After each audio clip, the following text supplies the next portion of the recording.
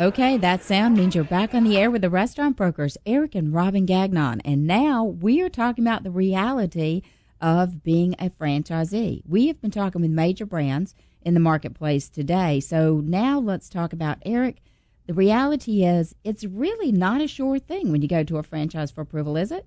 You're correct. I mean, what prospective franchises need to understand is that it's a mutual process. Both parties have to agree to move forward. These are long-term agreements, 10-plus years or so. I think Mike today said even 15 years in this Tropical Smoothie franchise. And last thing a brand wants to be stuck with someone who doesn't fit their brand culturally, or you don't want to be stuck in a system that you are not happy from day one.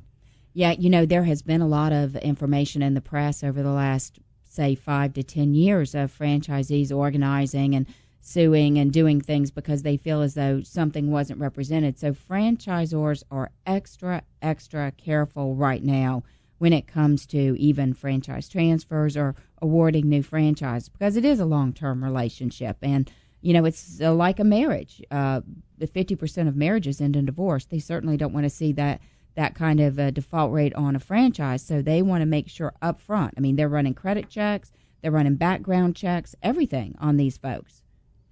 That's right. I mean, we get a lot more turn down. I mean, the reality is we do have a lot of turn down right now. We have some turn downs on Subway right now, Backyard Burgers, Atlanta Bread Company, many Wing Zone.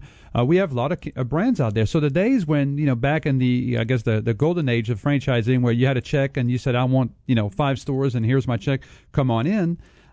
That's over. And the more mature the franchises, so if you think about the Pizza Hut, the Taco Bell of the world, the bigger the brand, the McDonald's, it's almost impossible. I don't care if you have $100 million in your bank account. They will turn you down if they don't feel that you have what it takes. So these days are over. So you've really got to bring it, what you want and what they're looking for to the table in order for you to get approved. I think that something that Connie said was really important. And Mike stressed this as well. If you are an entrepreneur at heart and you have great ideas and you get so enthusiastic about the brand that you're thinking, wow, they should do this and they should do this and they should do this, best piece of advice anyone can give you, hold that thought until you're approved as a franchisee, because the last thing they want is a maverick on their hands.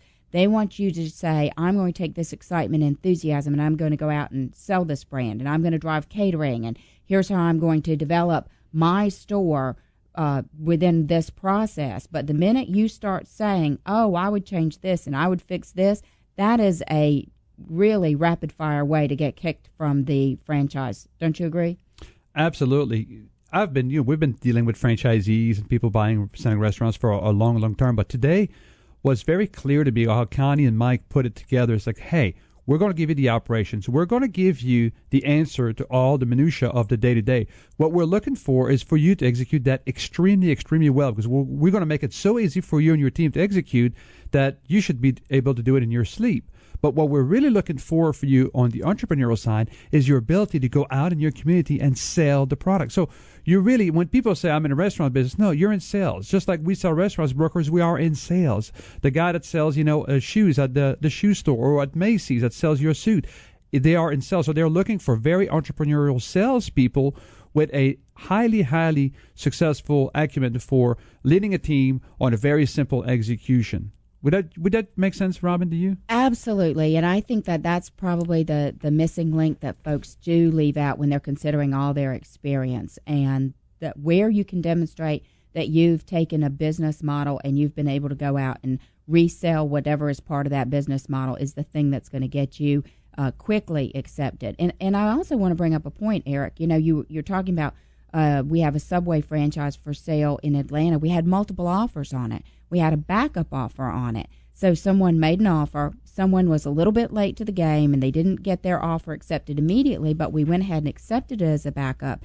We put escrow in the deal, and when that first candidate was turned down by Subway, instead of re-advertising that and that second party having to compete with hundreds of people to get the deal signed, he was in a position to move right in. So that's kind of a great learning about the reality of if you miss out on something, go ahead, step up to the plate, do that backup offer, because you never know what's going to change. Correct. And the sales part of it is so important to, even if you're independent. When people come to us about restaurants, I want to cut costs by, having better food costs. I want to change my labor model. I want to change this. I want to renegotiate my credit card terms and everything. But these are short-term gain. The biggest gain is just like a franchise. You're in the same world. Your ability to sell. When I tell people, hey, what is your plan to go out there in the marketplace and grow sales? It is the answer to everything that you do. So especially in a franchise here, they're saying, hey, you're going to have to invent how to, make more tacos in a fast way. We already got that for you, and we're working constantly on making new things for you. All you have to do is go out there and be the brand ambassador. What did Connie call evangelist, I believe? Brand evangelist. Brand evangelist. Okay, so speaking of brand evangelist, if you are ready to own a franchise, we have some great opportunity for franchise resales. And what's great about this is that you do have to go through the approval process with the brands, but these businesses are up and running. They're already making money. For example, I have a Fox's Pizza franchise. There are 300 franchise units of this particular brand operating in 32 states. They have over $150 million in sales.